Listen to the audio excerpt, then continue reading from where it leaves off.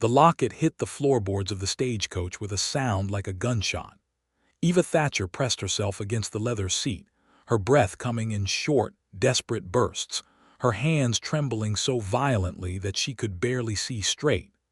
Outside the cracked window, 3 masked riders circled the halted coach like vultures, and the driver had already been pulled down from his box. The other passengers, a merchant from Abilene and a preacher headed to Caldwell, sat rigid with terror, their eyes fixed on the door as it swung open.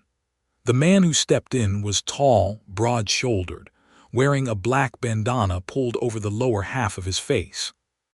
His eyes, above that dark cloth, were a peculiar shade of gray-green, and they moved over the passengers with the clinical efficiency of someone who had done this many times before. He wore no hat, which struck Eva as strange. His dark hair was wind-tossed, curling slightly at the temples, and there was something about the set of his jaw, even beneath the bandana, that suggested a man fighting something inside himself. "Valuables," he said simply. His voice was low, almost careful, like a man who chose his words the way another man might choose his steps in a field of broken glass. The merchant handed over his money clip without hesitation. The preacher surrendered a pocket watch. When the robber's gray-green eyes fell on Eva, she met them without flinching, though every nerve in her body screamed at her to look away. She held out her small coin purse. He took it, glanced inside, and then his gaze dropped to the locket at her throat. It was a small oval thing, gold-plated on a thin chain, worn smooth at the edges from years of being held and worried over. He reached out, and for one terrible moment Eva felt the chain go taut against the back of her neck. Then he let it go. He actually stepped back. His eyes, those gray-green eyes, met hers again. Something crossed his face that she could not name. And then he was gone, back through the door, hooves thundering away into the Kansas dust, and the whole robbery was over in less than 4 minutes. Eva sat in the shaking coach for a long time afterward, her hand pressed flat over the locket, her pulse hammering so hard she could feel it in her teeth. She did not understand why he had let her keep it, but that was the beginning of everything. 3 weeks before the robbery, Eva Thatcher had climbed off a train in Dodge City, Kansas, with 2 carpet bags, a letter of employment tucked in her breast pocket, and the particular kind of quiet determination that belongs only to women who have already survived the worst the world had to offer them. She was 26 years old, dark-haired, with brown eyes that were sometimes mistaken for black in low light, and a way of holding herself that told the world she did not intend to be knocked over again. She had come from St. Louis, where she had spent 4 years working as a bookkeeper for a textile firm, and 2 years before that in an unhappy situation she did not speak of. Dodge City had offered her a position as the town's new school teacher, arranged through a letter exchange with the local school board, and she had accepted without hesitation. There was nothing left in St. Louis worth staying for.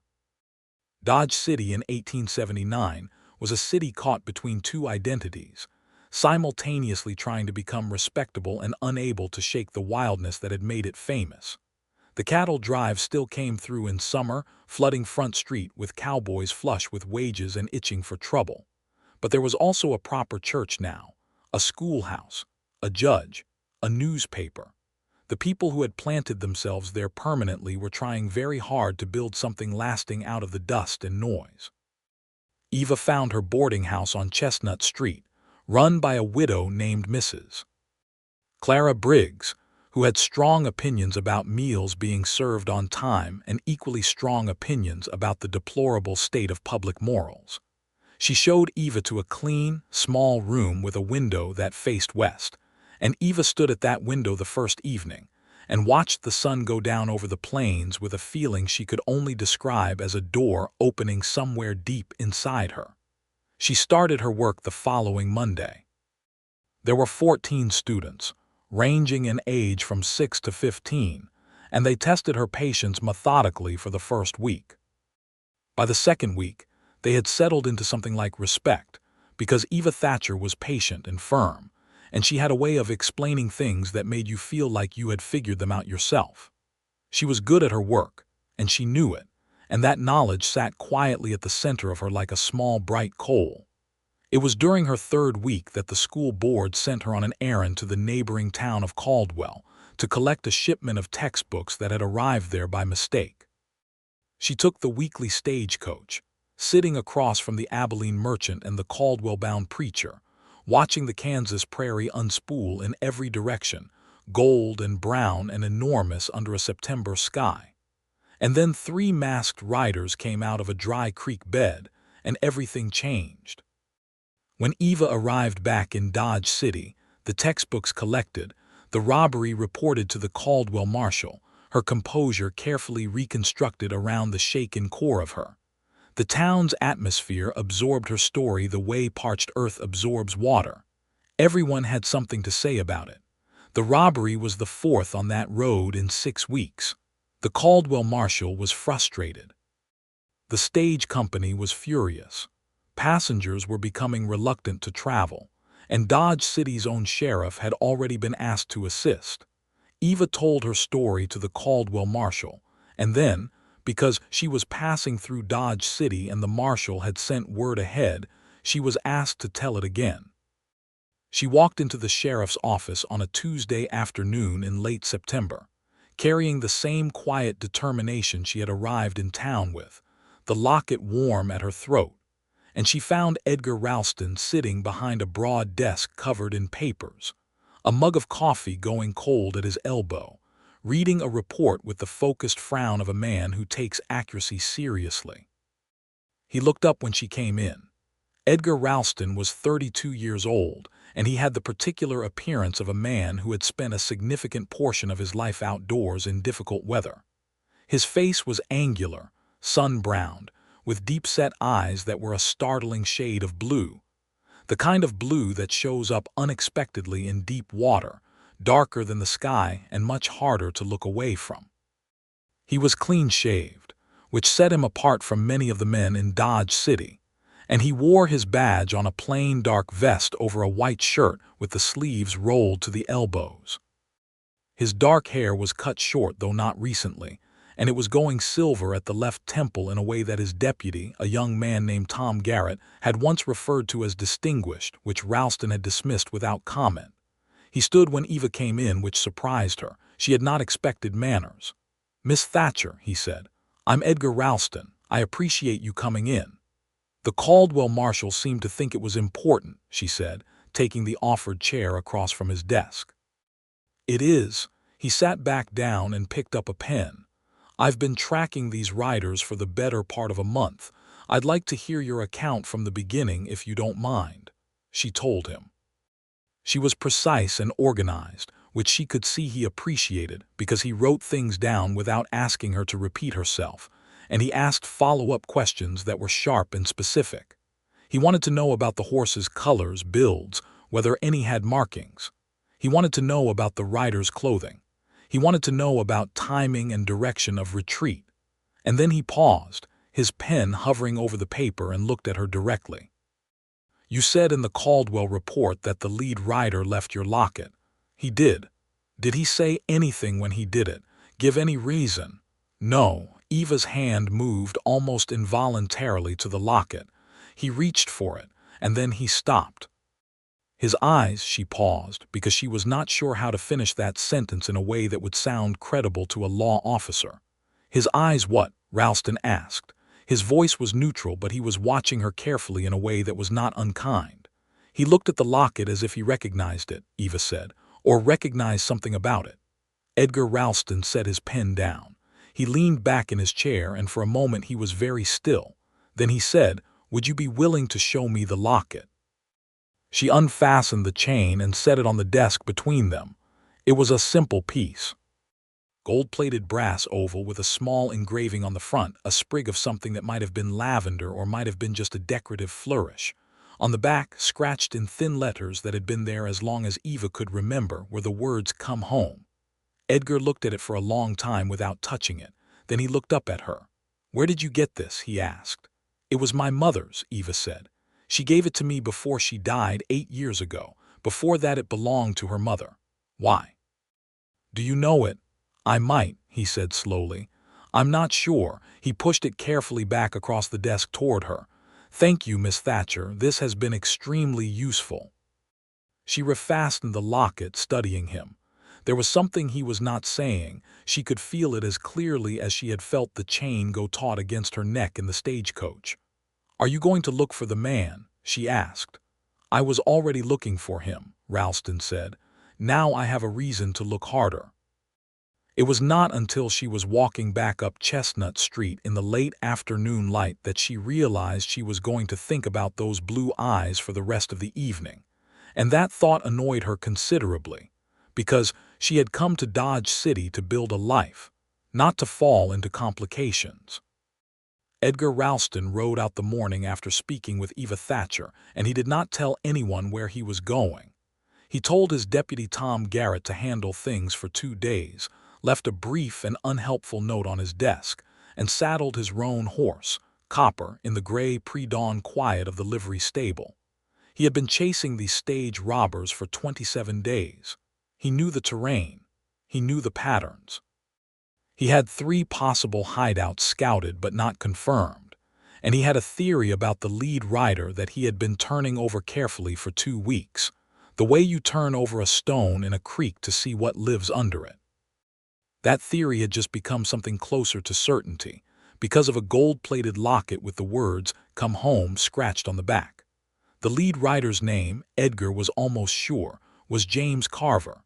He had grown up in the territory, like Edgar himself, though they had not known each other as boys. Carver had been a ranch hand, then a hired gun for a cattle syndicate, then something darker after the syndicate dissolved under a cloud of violence and fraud in 1876. He had been arrested once in Newton for assault, and had spent 4 months in jail before a procedural error freed him. After that, he had vanished from the official records. Edgar knew about Carver not from those records but from a conversation 18 months ago in a saloon in Wichita with a man who had ridden with Carver briefly and who had a complicated relationship with the truth. What that man had told him between his 3rd and 4th glass of whiskey was that Carver had a history he was running from as much as everyone else was running from him. A dead wife, a locket she'd worn, a guilt he carried like a stone in his chest. It was the kind of information you filed away carefully, because you never knew when it would mean something. Riding west out of Dodge City into the pale September morning, Edgar thought about what Eva Thatcher had said. He looked at the locket as if he recognized it, recognized something about it. He thought about a dead woman and a dead woman's locket, passed down through families, worn around a living woman's throat in a stagecoach in Kansas. He thought about the man who had reached for it and then pulled back. And he thought about Eva Thatcher's face when she talked about it, the precision of her, the way she had not dramatized a single detail, had simply laid everything out with the kind of honesty that made you trust her before you were quite sure you meant to. He thought about her brown eyes, which were nearly black, and which had a particular quality of steadiness that he had noticed immediately and had been unable to stop noticing since. He pushed Copper harder and told himself to stop thinking about eyes.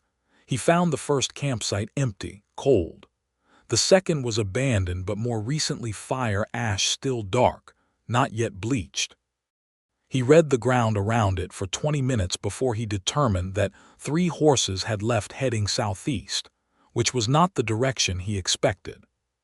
He adjusted and followed, pushing Copper across the dry creek beds and the brown grass swells of the Kansas prairie, reading the land as fluently as he had once read books.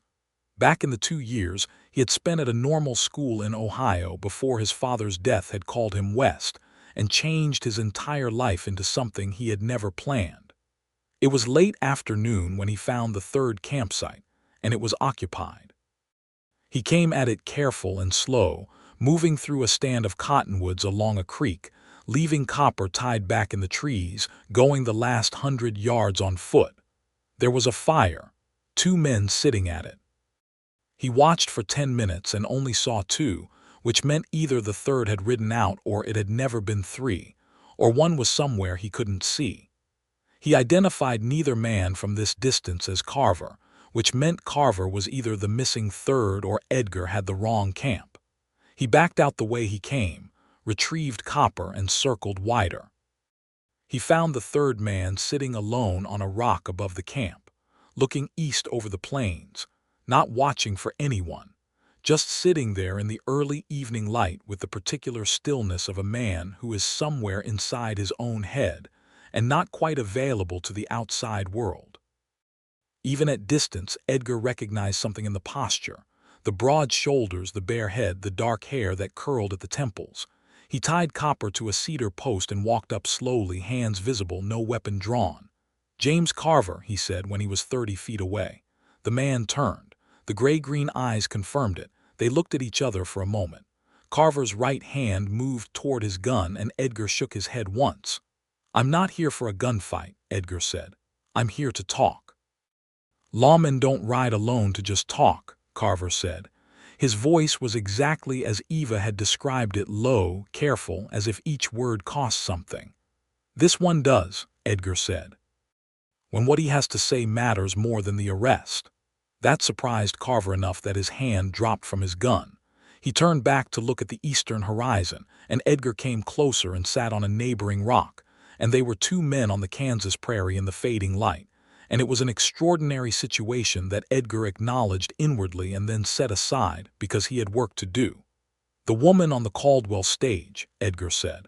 "The one you let keep her locket." Carver's jaw tightened. "What about her?" "She told me what happened. I want to know why." A long silence. A meadowlark somewhere in the grass below, the fire in the camp crackling faintly. "Because it wasn't mine to take," Carver finally said. "The locket reminded you of something."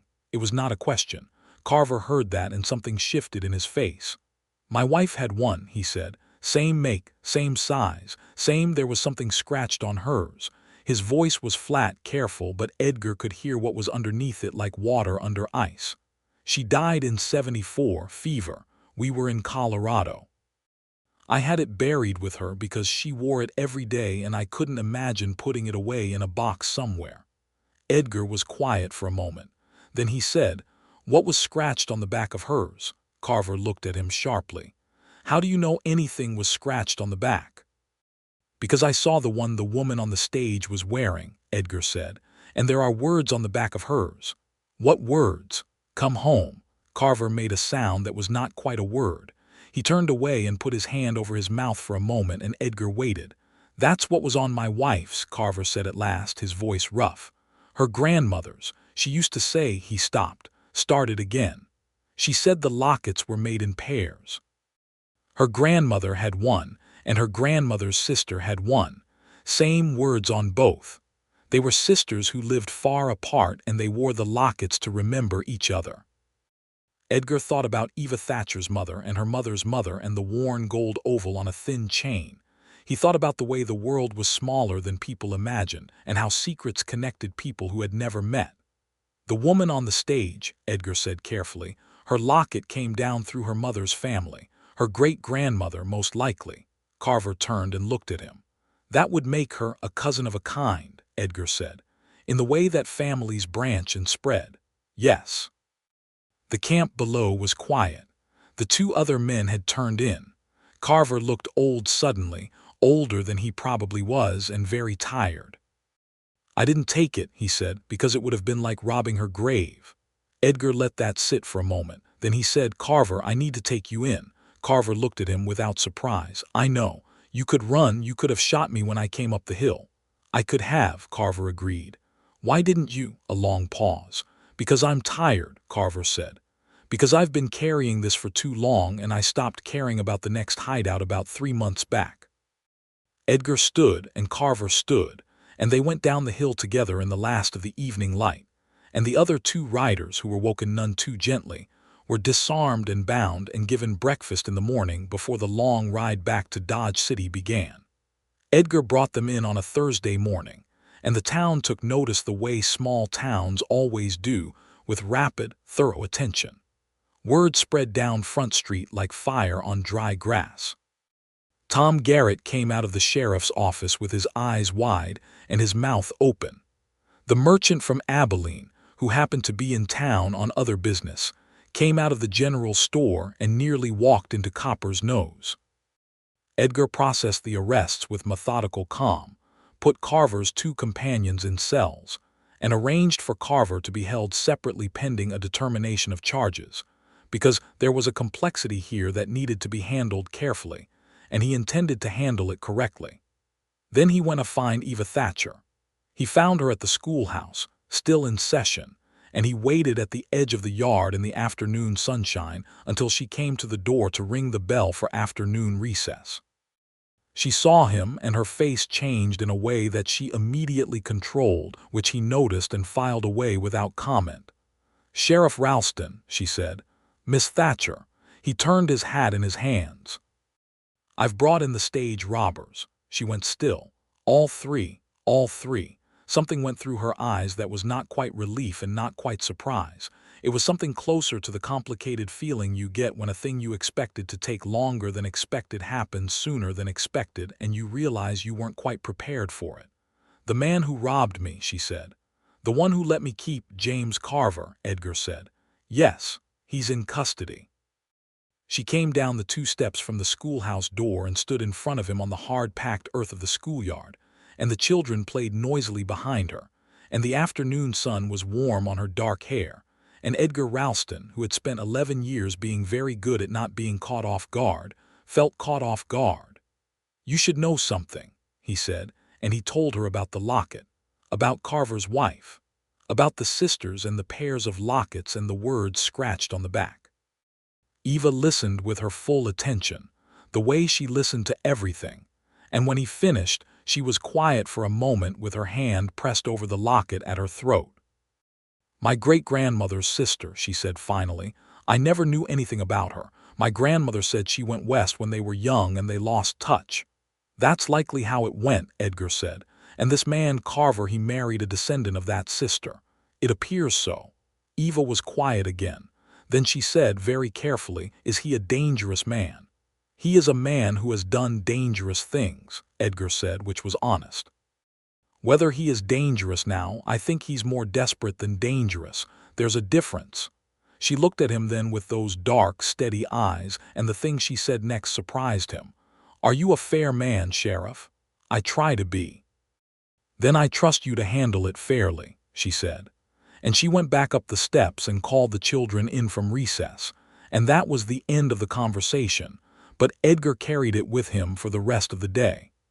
The trial of James Carver and his associates was set for 6 weeks out, to allow for witnesses to travel and documents to be gathered. In the meantime, Dodge City continued to function in its loud, complicated way, and Eva Thatcher continued to teach, and Edgar Ralston continued to maintain the order that the town required of him while simultaneously being unable to stop finding reasons to walk past the schoolhouse. He told himself this was not what it was. He brought her a book of maps on the second Monday after the arrest, because she had mentioned to Mrs. Briggs that she wished she had better maps for the geography lessons, and Mrs. Briggs had mentioned it to Tom Garrett, who had mentioned it to Edgar with a smirk that Edgar had refused to acknowledge. He told himself the book of maps was a civic gesture. She opened the door of the schoolhouse in the afternoon quiet after the children had gone and looked at him and the book, and the smallest possible smile crossed her face, so small and so quickly controlled that he almost missed it. "You didn't have to do that," she said. "The school board should have provided proper maps," he said. "Since they didn't, someone ought to." She took the book and turned it over in her hands.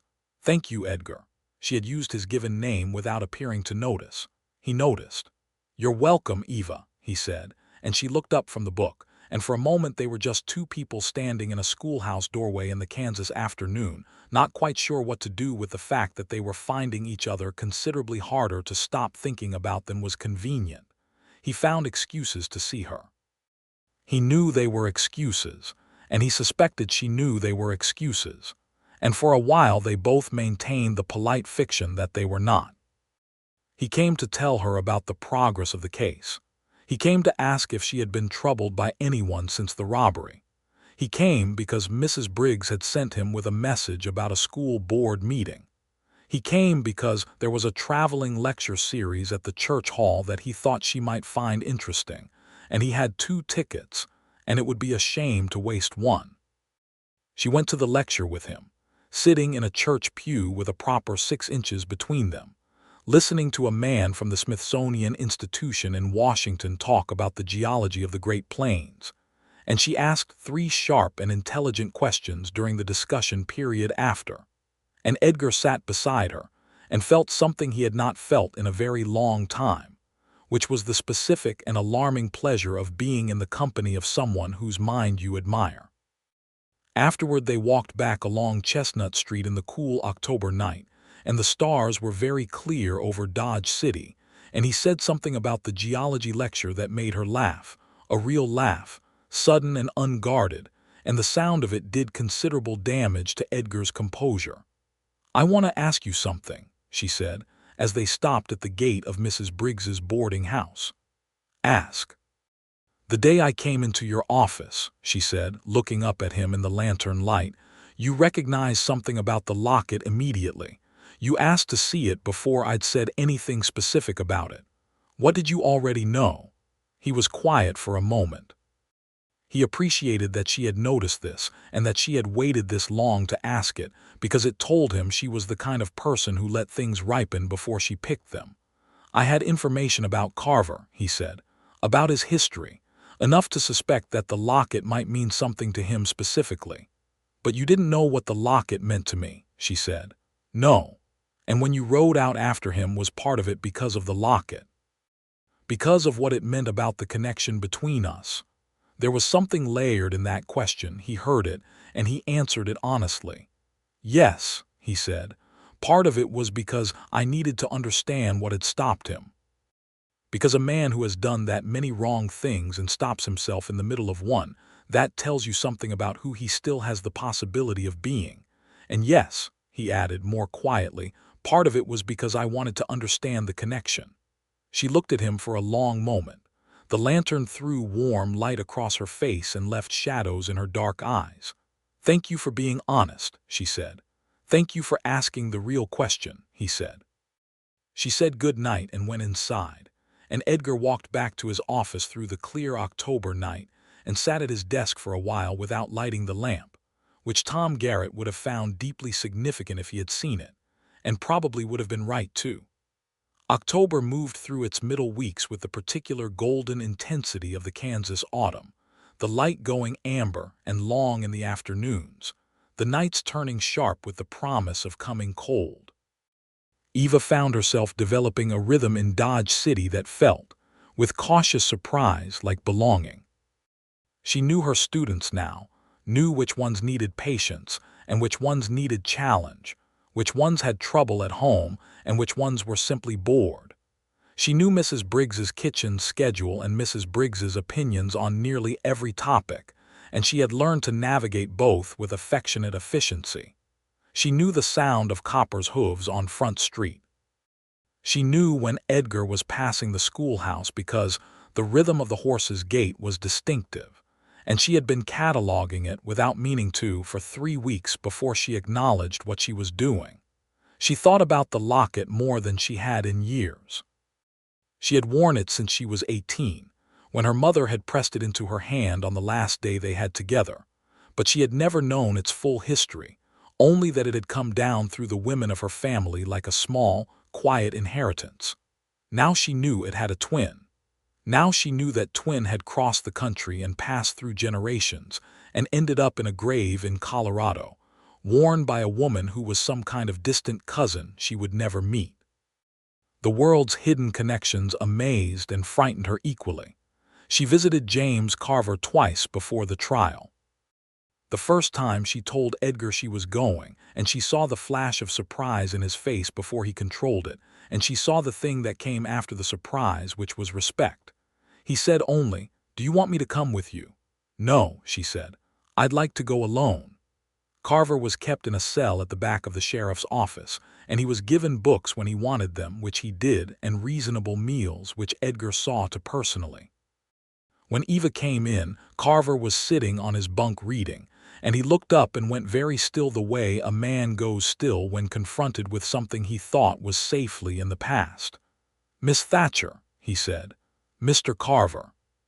She sat down in the chair that Edgar's deputy had brought without being asked, and she folded her hands in her lap, and she looked at Carver with the same steady directness she brought to everything. "You let me keep it," she said. "Yes. Sheriff Ralston told me why." Carver was quiet.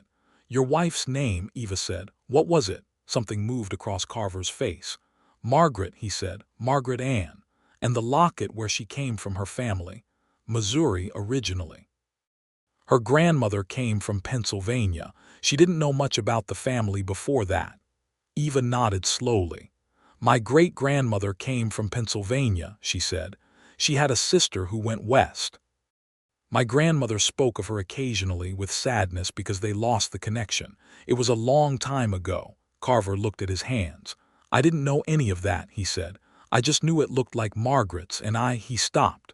"You chose to honor the memory of your wife," Eva said quietly, "even in the middle of something dishonest." "I don't know what I chose," he said. "I just couldn't take it." She was quiet for a moment.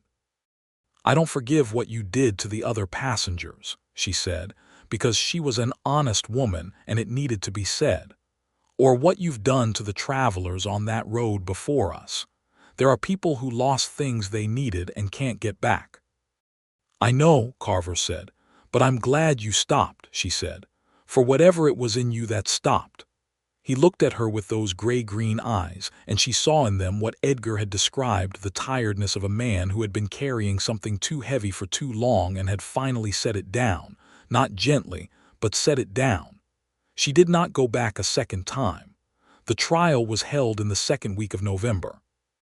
Eva testified clearly and without embellishment about the robbery and the details of what had happened. The merchant from Abilene testified. The preacher from Caldwell testified by written statement, since he had already moved on.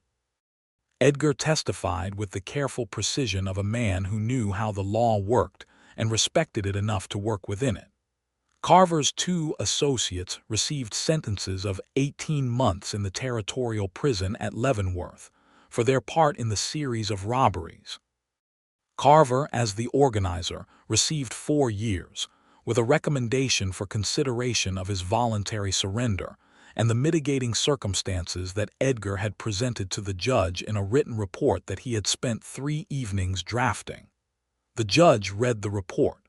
He asked Edgar 2 questions about it. Then he made his ruling, and Carver was taken away, and that chapter was closed. Eva sat in the back of the courtroom and watched it all, and when it was over she stood and gathered her coat, and Edgar was suddenly beside her, which she had not quite expected but also somehow had. "All right?" he asked. "Yes," she said. "Are you?" He seemed surprised by the question, and she saw in that surprise something that she had been slowly learning about him over the past weeks, that he was a man who attended very carefully to the well-being of everyone around him, and almost never thought to attend to his own. It was a kind of hidden loneliness, she thought. The kind that comes from spending so long being the person other people lean on that you forget you have weight yourself. "I am," he said after a moment. "Thank you for asking." They walked out of the courthouse together into a cold November day, gray sky pressing low over Dodge City, and their breath made small clouds in the air, and they stood on the steps for a moment without speaking, and something between them shifted with the careful, inexorable quality of a tide coming in. "I would like to take you to dinner," he said. "Properly. Not the hotel dining room where half the town can watch and form opinions. There's a place on 2nd Avenue that does a reasonable meal and is mercifully quiet." Eva looked at him. "That's a very specific invitation," she said. "I'm a specific person," he said. She felt the smile come before she could decide about it. "Yes," she said. "I'd like that."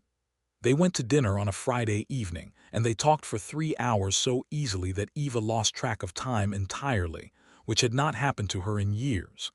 They talked about where they had come from, she from St. Louis, and before that a small town in Illinois where she had grown up, the third of 4 children, the only daughter, surrounded by brothers who had alternately annoyed and protected her.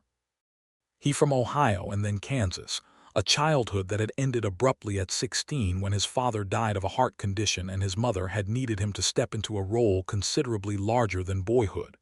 "You became the head of the family at 16, she said. "Something like that," he said. "My brother James was 12. My mother she was not a fragile woman, but she needed time.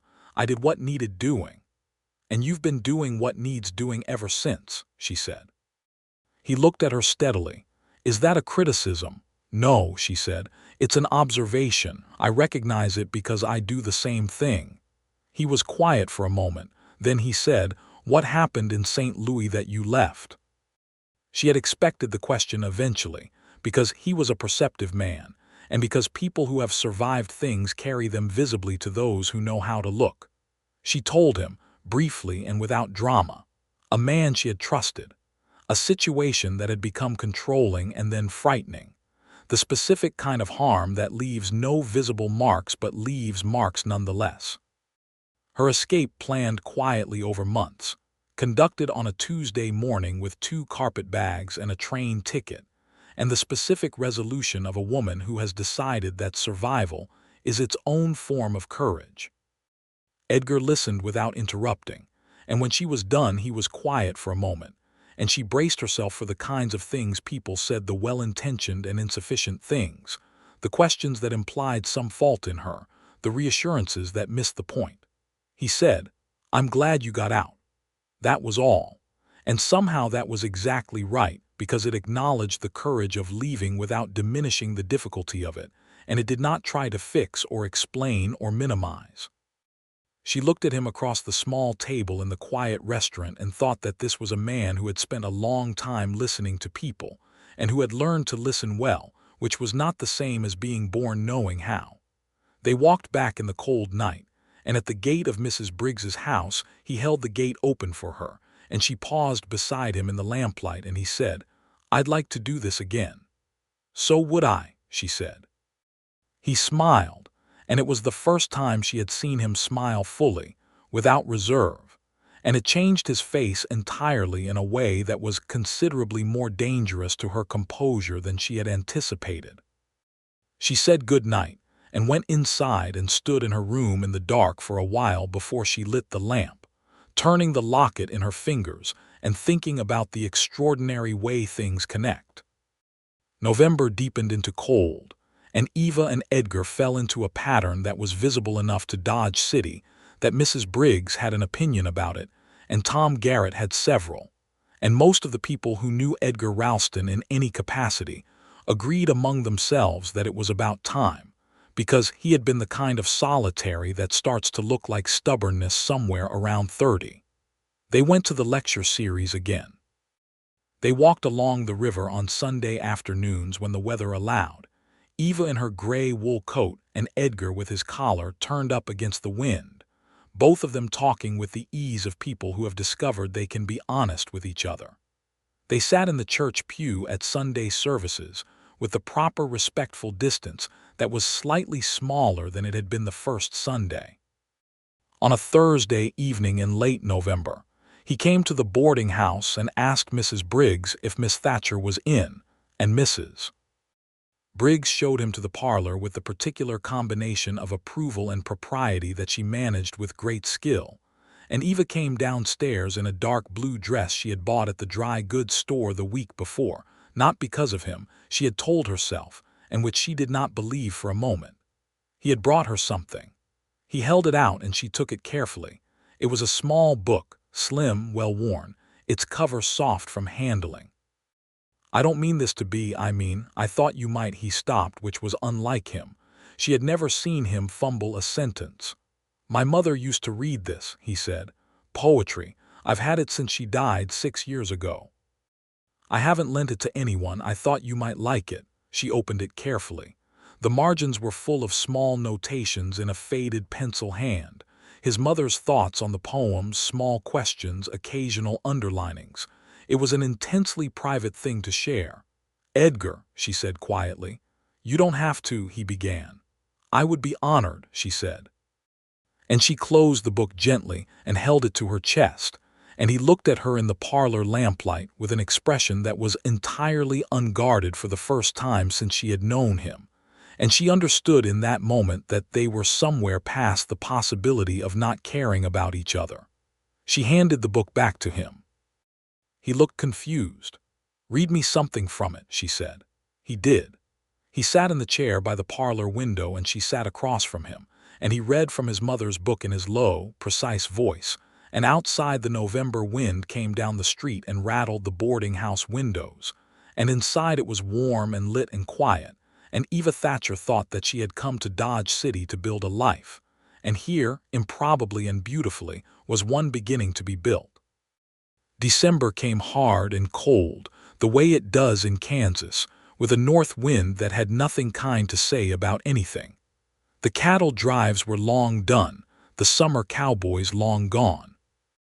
Front Street was quieter, and the town turned inward to itself, to its domestic warmth, its evening fires, its careful preparations for the season. Eva's students were restless with anticipation for Christmas, and she channeled it productively into a school performance that consumed the last 2 weeks of their school year before the holiday break, a recitation of poems and a short dramatic piece that she wrote herself, because the available materials were insufficient. She rehearsed them in the afternoons with patient firmness, and they delivered it in the church hall on a Friday evening to an audience of parents and townspeople, and it went well enough that Mrs. Briggs cried, which she explained afterward as being due to a cold she was developing. Edgar came. He sat in the back and did not cry, but he applauded at precisely the right moments, and afterward he found Eva in the crowd of congratulating parents and held out her coat for her and said, "You're very good at this." "I know," she said, slipping her arms into the coat, and he laughed, and she turned to find his face close to hers, and both of them suddenly aware of the proximity in a way that they managed with practiced, barely adequate composure. She had a holiday break from teaching between Christmas and the New Year. On Christmas Eve, Edgar's deputy Tom Garrett hosted a small gathering at his house. His wife Dora made a remarkable gingerbread, and there were perhaps a dozen people there, and it was warm and easy and full of the particular sweetness of a community that has chosen to be one. Eva stood by the fireplace talking with Dora Garrett about the upcoming spring term, and she looked across the room and found Edgar already looking at her, and neither of them looked away immediately. Christmas morning was quiet. Eva went to church service. Edgar met her on the church steps afterward, holding something small and carefully wrapped. "Merry Christmas," he said.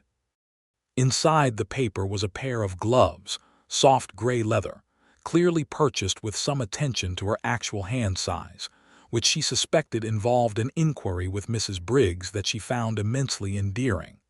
She had something for him, too.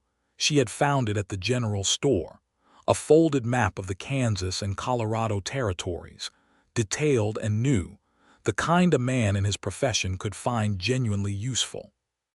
But she had also, carefully and privately, sat one evening and written something on the back of the map's paper casing, a short passage from one of the poems in his mother's book, the one he had read aloud to her in the parlor in November that she had thought about many times since. He opened it, read the inscription, and was quiet for a long moment. Then he looked up and his blue eyes were very bright. "Eva," he said. "Edgar," she said. They were standing on the church steps in the December cold, and the congregation was filing past them with cheerful Christmas greetings, and neither of them was quite paying attention to any of it. He said, "I would very much like to kiss you." She looked at him. The composure of years was doing its best and not entirely succeeding. "This is a very public church step," she said. "It is," he agreed, not moving. "Edgar." "Yes. The alley beside the church is considerably less public." He stared at her for exactly 1 second, and then he took her hand, and they walked with entirely unconvincing casualness around the corner of the church, out of the sight of the congregation, and into a quiet space between the church wall and a fence, where the snow had piled against the wood and the wind couldn't reach. And he kissed her, and she kissed him back, and it was gentle and certain and entirely unlike doubt. They stood there for a while in the cold quiet, her forehead against his jaw, his arms around her coat, the town going on cheerfully around them. And Eva held the locket through the wool of her bodice and thought about dead women's jewelry and living women's lives, and the way things find their way to the people they're meant for. January brought a blizzard that kept Dodge City largely indoors for 4 days, and those 4 days had a particular domestic intensity that Eva would remember for a long time. She spent the first day at Mrs. Briggs's house, helping in the kitchen, reading by the fire, watching the snow come down in thick curtains past her west-facing window. The second day, the snow slowed enough that Edgar appeared at the door with a shovel and the information that the school needed to be checked for storm damage, which was absolutely true and also an excuse, which she accepted without comment and put on her coat and came with him. The school was fine. They spent an hour inside it anyway, Edgar feeding the stove from the wood box and Eva reviewing papers at her desk, by the fire's warmth while he sat across from her reading the newspaper he'd brought, and they talked intermittently and comfortably, and it was the kind of afternoon that is ordinary on the surface and quietly extraordinary underneath. "You're going to stay," he said at one point. It was not quite a question. "In Dodge City?" "Yes," she looked up from her papers. "I was planning to," she said. "My contract is for a year. After that, yes, I intend to stay. I've signed for another year already." He looked at her over the newspaper. "Good," he said, and went back to reading, and she went back to her papers, and the snow came down outside and the stove crackled, and it was entirely good. On the third day of the blizzard, he came again, and they sat in Mrs. Briggs's parlor while Mrs. Briggs tactfully occupied herself elsewhere, and he talked about things he did not usually talk about, his father, who had been a schoolteacher himself, which Eva found interesting for obvious reasons. His brother James, who was married now and running a dry goods operation in Wichita. The 11 years since he had come west at 21, following a deputy job in Newton, then a marshal position in Ellsworth, then the sheriff's post in Dodge City, which was the hardest and most important of the three. "Do you intend to stay?" she asked, echoing his question from the schoolhouse. "I have no plans to leave," he said. He paused. "I have reasons to stay that I didn't have 6 months ago." She held his gaze.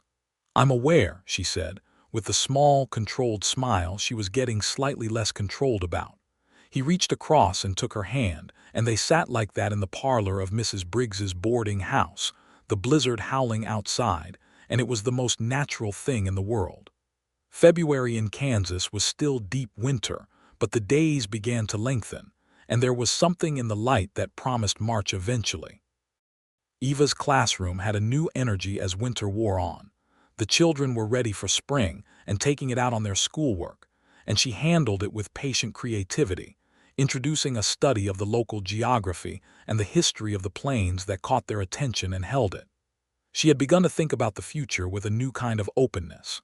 She had come to Dodge City with the intention of building something stable and quiet and hers, a life structured on her own terms, answerable to herself.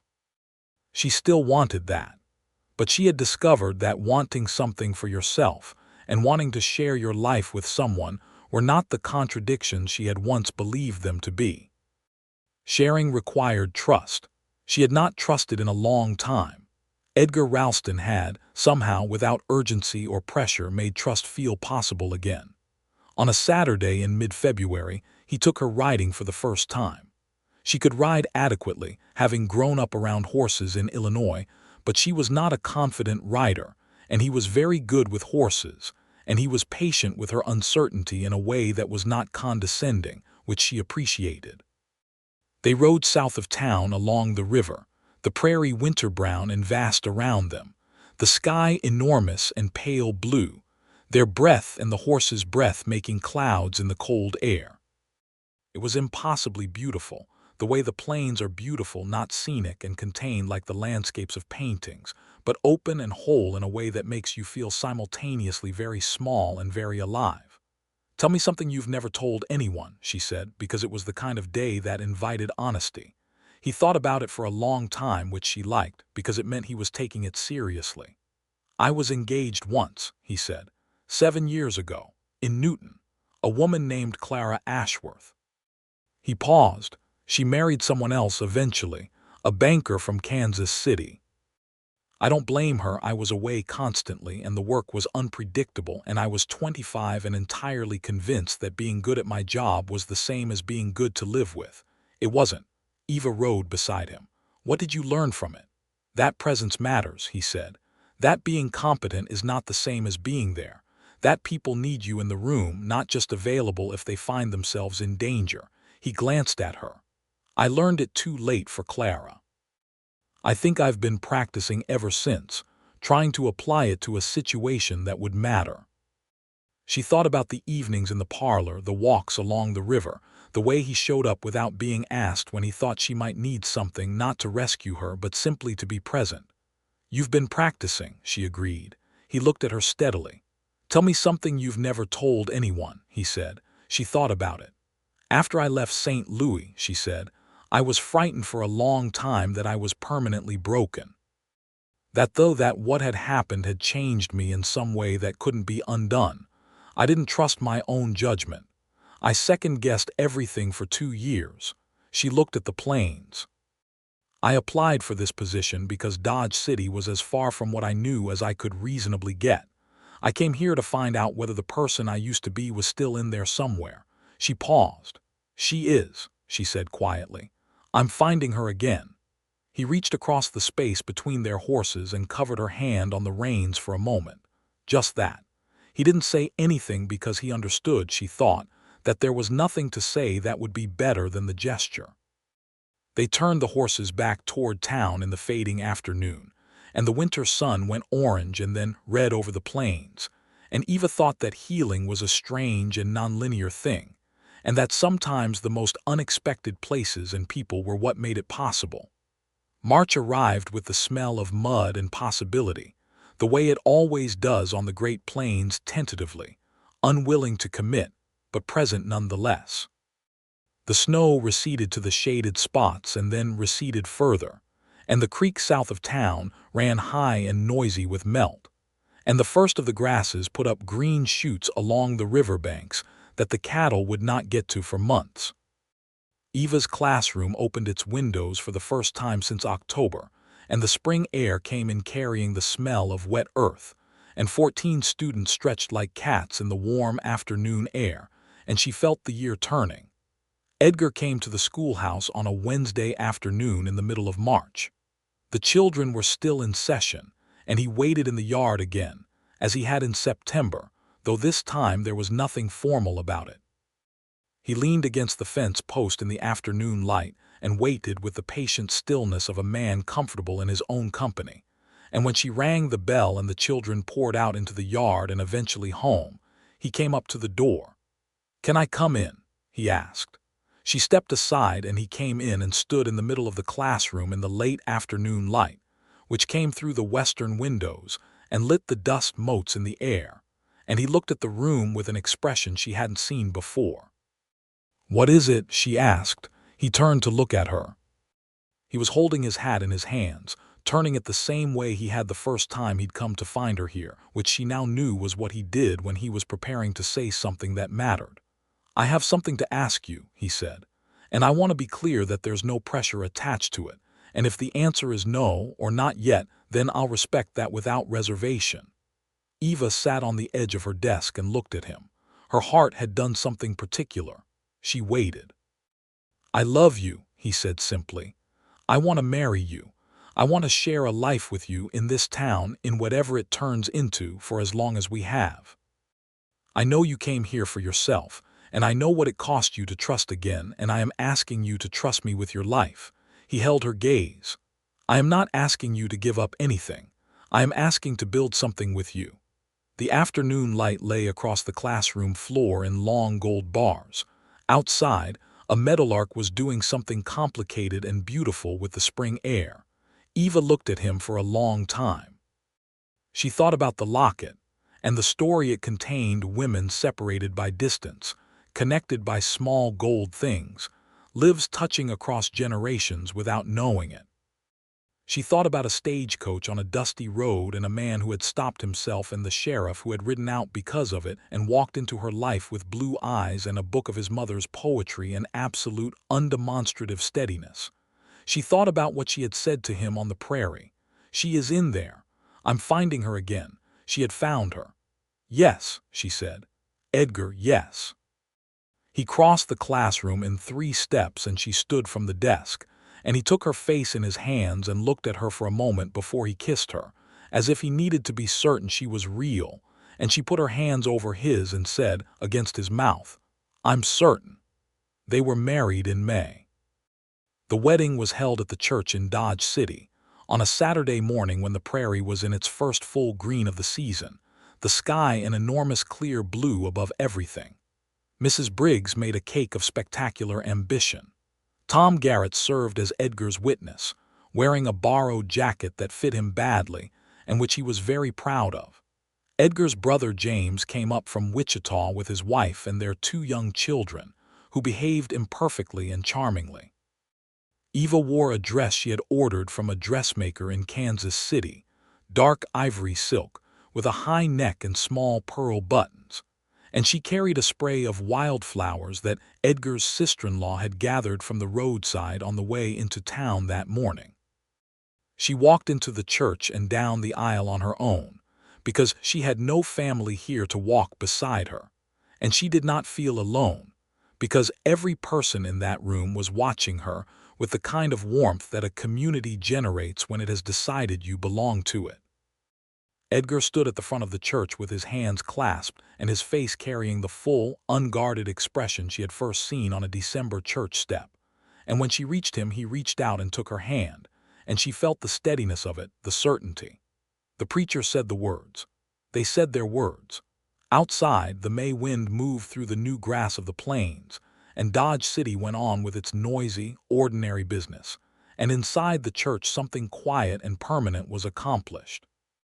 Afterward, at the reception in the church hall, Mrs. Briggs said something to Edgar that made him laugh, and Eva watched him from across the room and felt the particular quality of happiness that is simple and complete, and requires no adjustment, just itself, just that. Just this person across this room who is yours. They moved into a house that Edgar had bought and spent the spring preparing. It was on the south end of Elm Street, 2 stories, with a porch that faced west, and a yard that was currently more ambition than garden. Eva planted things in the yard through that first summer: tomatoes, beans, sunflowers against the fence, with the focused enthusiasm of someone who has always wanted a garden and has finally been given the ground for one. She continued teaching. She had been clear about this from the beginning, and Edgar had been clear that he wanted her to.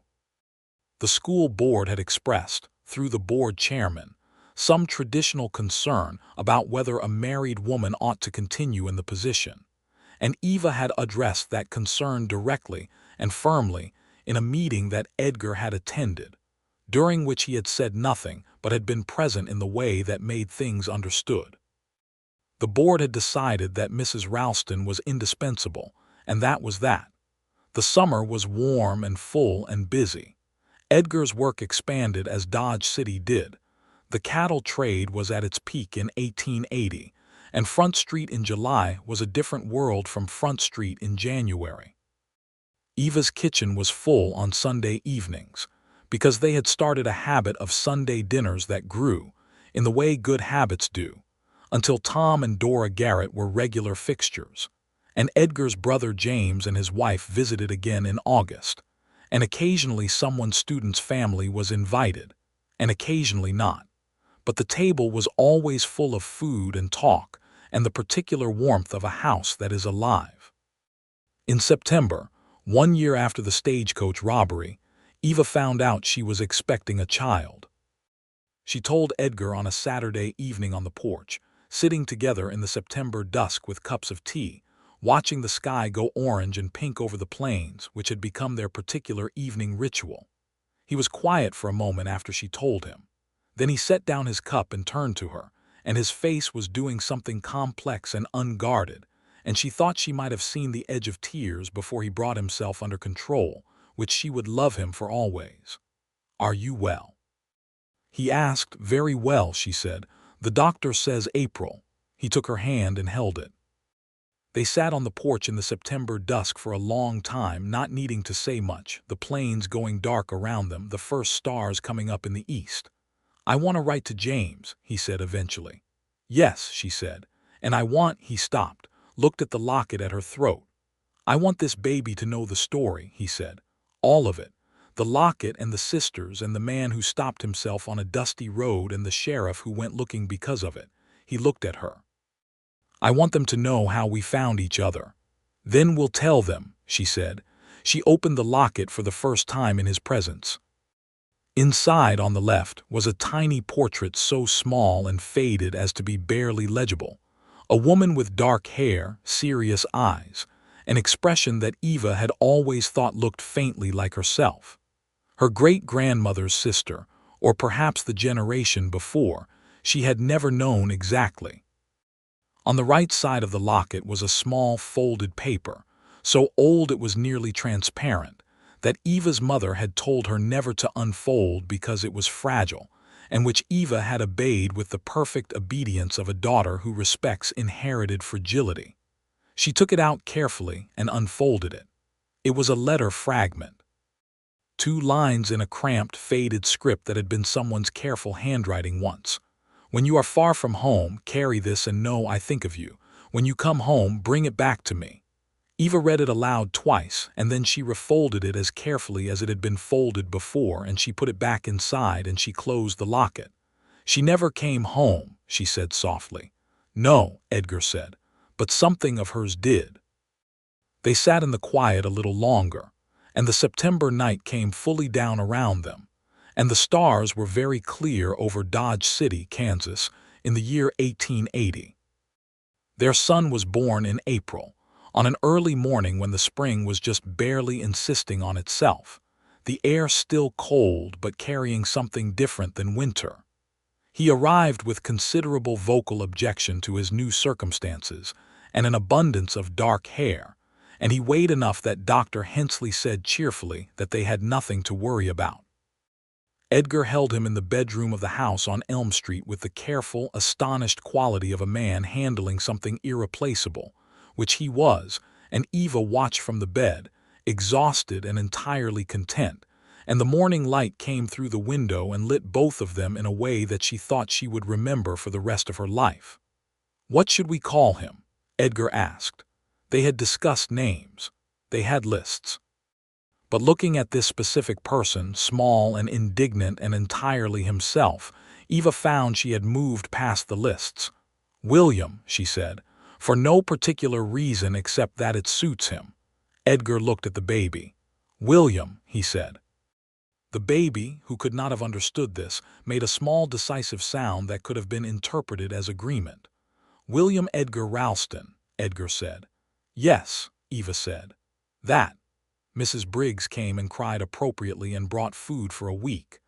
Dora Garrett came and was practical and helpful and said that William had his father's chin, which Edgar disputed and Eva thought was probably accurate.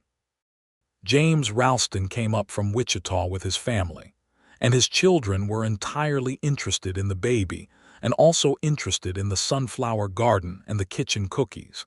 And the house was full and noisy and alive, in a way that satisfied something very deep in Eva's chest. William grew in the rapid, astonishing way that babies do.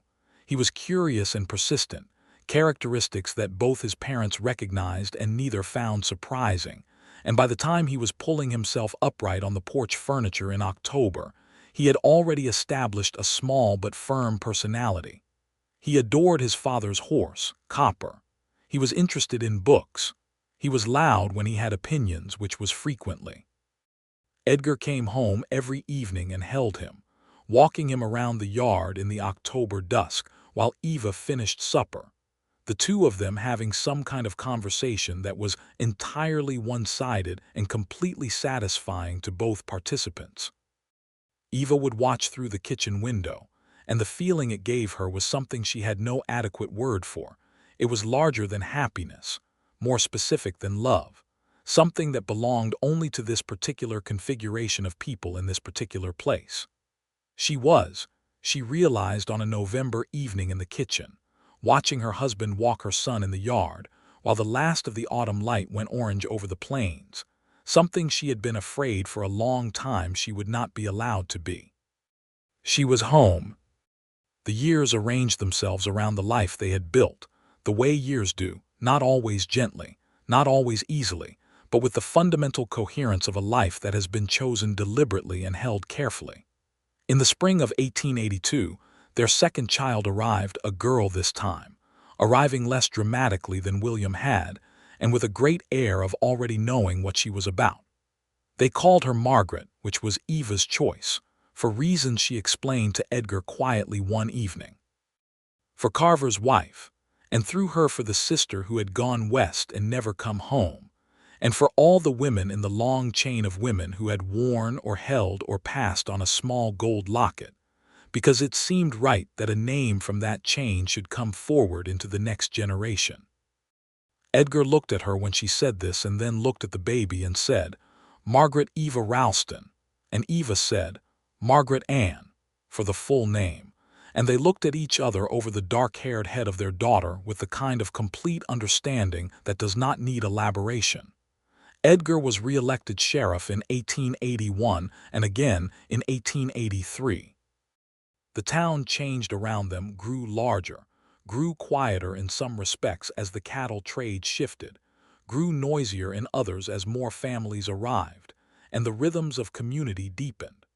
Front Street became less famous for violence and more famous for commerce, and Dodge City began to settle into the respectable identity it had been reaching for since Eva arrived.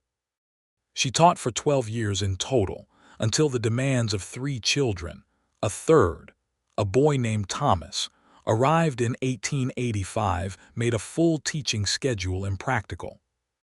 She moved to a reduced role, teaching reading and arithmetic 3 mornings a week, and spending the rest of her time in the full, productive life of the house on Elm Street, which was by then more house than it had originally been, Edgar having added a second porch and an extended kitchen and a proper barn for the horses. The locket stayed at her throat. She never stopped wearing it. William, at 5 years old, asked about it with the persistent curiosity of a child who has learned that asking questions gets answers, and Eva sat him down and told him the story, all of it, from the great-great-grandmother who had gone west and the sister who had stayed behind, through the man on the dusty road who had stopped himself, through the sheriff who had ridden out because of it, through the dinner and the poetry and the December church step. William listened with enormous seriousness. Then he said, "And then you got married." "And then we got married," Eva confirmed. "And then I was born." "And then you were born." He thought about this. "The man who stopped," he said. "The robber man, where is he now?" Eva was quiet for a moment. "He's serving his time," she said. "He made bad choices for a long time. He's living with the consequences of those choices. But somewhere inside him was a good instinct that he listened to at the right moment, and because of that some things happened that might not have happened otherwise." She looked at her son. "That's worth knowing. It doesn't excuse the bad choices, but the good instinct is worth knowing about." William considered this with the gravity of 5 years old applied to a complex moral situation.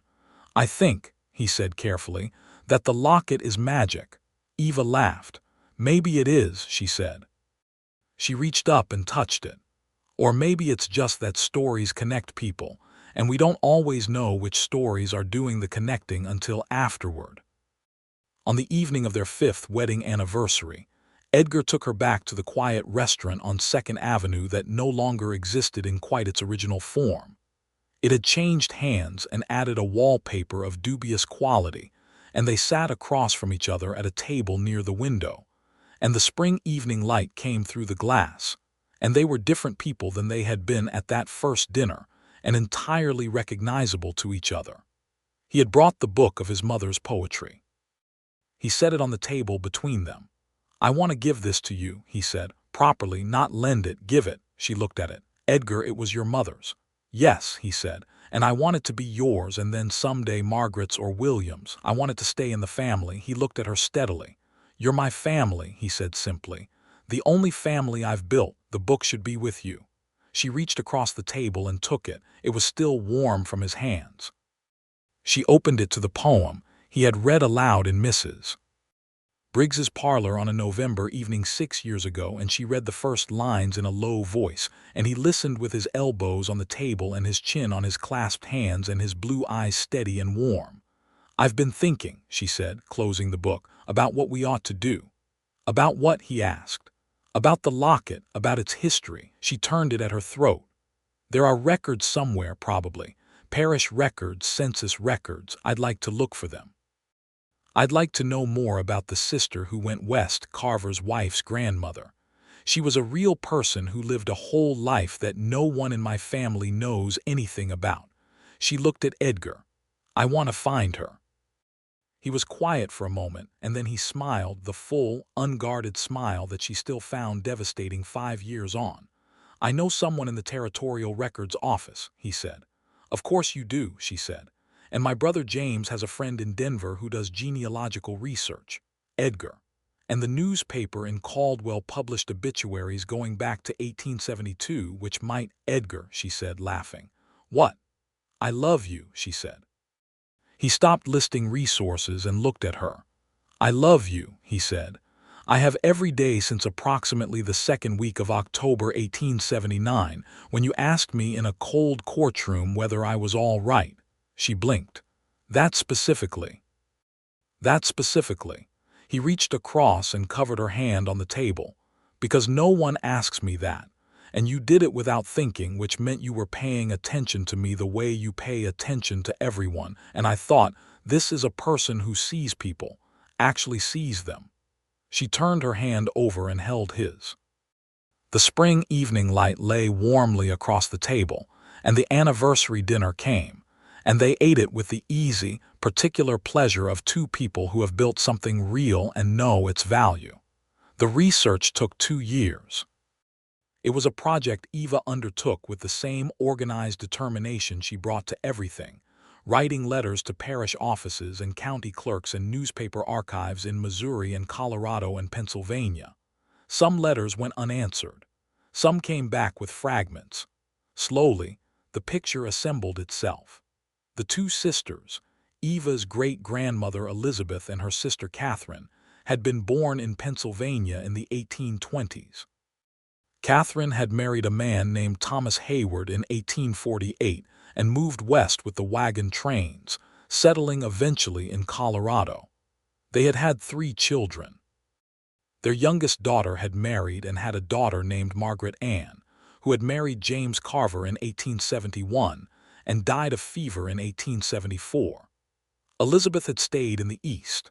Her line had come through Missouri and Illinois and eventually St. Louis, passing the Locket daughter to daughter, generation to generation, each woman knowing only that it had come from her mother, not the full story of where it had begun. Eva laid all of this out on the kitchen table one winter evening, the letters and the notes and the pieced-together record, and Edgar sat across from her and read through it while William, who was 7 now and deeply interested in the project, leaned on the table beside him and tried to read along. "That's the whole chain," Eva said. "From the 2 sisters in Pennsylvania to you and me at this table." Edgar looked up from the papers. "Does Carver know any of this?" It was a question she had been thinking about. James Carver had been released from Leavenworth in November of 1883 after serving his 4 years. She knew this because Edgar had received a notification as the arresting officer and had mentioned it to her without drama. She had thought about it and put it away. "I think he deserves to know," she said. "About his wife's family, about where she came from." She looked at Edgar. "He said Margaret wore the locket because it had been her grandmother's. He never knew the story behind it. He deserves to know the story." Edgar was quiet for a moment. "I can find out where he's settled," he said. "Would you?" "Yes." He looked at her across the table, across the papers and the letters and the pieced-together history. "You're a remarkable person," he said. "I'm a thorough person," she said. "They're the same thing," he said, "in you." They found Carver in Wichita working at a freight company. Edgar wrote a letter direct, brief, without sentimentality, explaining that his wife had researched the history of the locket and had information about James Carver's wife's family that she thought he deserved to have, and that if he was willing to receive it, she would write to him. Carver wrote back in 3 weeks. His letter was also brief, and it said simply that yes, he would be grateful. Eva wrote to him. It took her several drafts to get the tone right. She wanted to be kind without being condescending, factual without being cold. She told him the story of the 2 sisters. She told him the names and the dates she had found. She told him that his wife Margaret had had a second cousin of a kind in Eva herself, connected through the sisters, and that this connection had been the invisible thread behind everything that had happened on that dusty road in 1879. She enclosed a copy of the family tree she had drawn out carefully on a folded sheet of paper. Carver wrote back 2 months later. His letter was longer this time. He said he had sat with her letter for a long time before he could respond, because it had told him things about Margaret that Margaret herself had not known, and that was a strange and significant thing to receive. He said that knowing Margaret's grandmother had come from Pennsylvania and had had a sister who stayed behind made her more real to him somehow, not less, which he hadn't expected. He said he was sorry for what had happened on the Caldwell Road, not in a general way but specifically.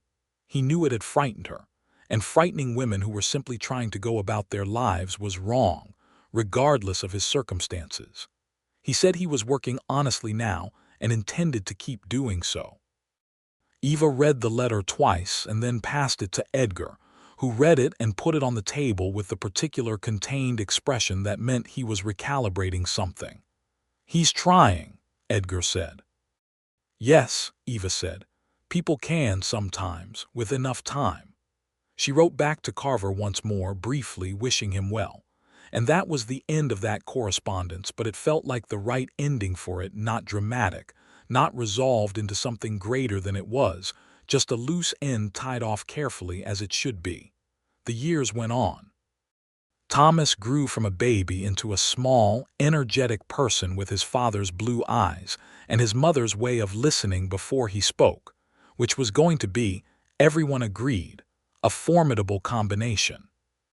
Margaret was fierce and funny and had opinions about everything, which she expressed with a directness that delighted Edgar and occasionally tested Eva's patience in familiar ways that she recognized from her own history.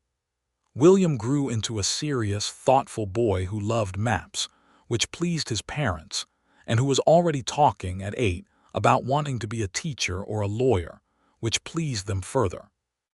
The house on Elm Street filled with the particular life of a family that has enough love, enough work, enough of the small daily textures that make a life feel substantial. Sunday dinners continued. The garden grew. The porch accumulated a rocking chair that Edgar had made himself over 2 winter evenings, which was imperfect and beloved. In the spring of 1888, on the 9th anniversary of the stagecoach robbery, Eva sat on that porch in the April afternoon with the baby, a 4th child, another boy born in January, named Arthur for no particularly systematic reason, but because they both liked how it sounded. And by the 4th child you give yourself permission to simply like how names sound. And she watched Edgar come home from the sheriff's office in the late afternoon, leading Copper through the yard gate, talking to the horse in the low, comfortable way he did, and she felt the sum of all of it, the whole accumulated weight of 9 years of a life deliberately chosen and carefully built. He looked up and saw her and smiled. Copper bumped his shoulder affectionately.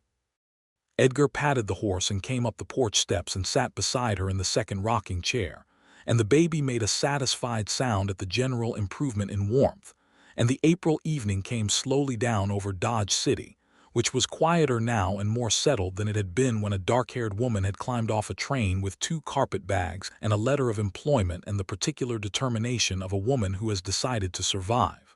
"Good day," she asked. "Adequate," he said. "Yours." "Very good," she said. "Arthur slept for 2 hours this afternoon, which is a miracle." Margaret has strong opinions about the geography lesson I gave her this morning.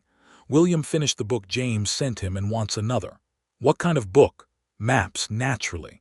Edgar shook his head with great fondness. He reached out and touched the locket at her throat, which he sometimes did the way you touch something that represents something larger than itself. I was thinking today, he said, about September 1879. What about it? About how close it was, he said. All of it. If Carver hadn't stopped himself, if you hadn't described it so precisely that I recognized what it might mean, if I hadn't ridden out that morning. She looked at him. If I hadn't come to Dodge City at all, she said. Yes.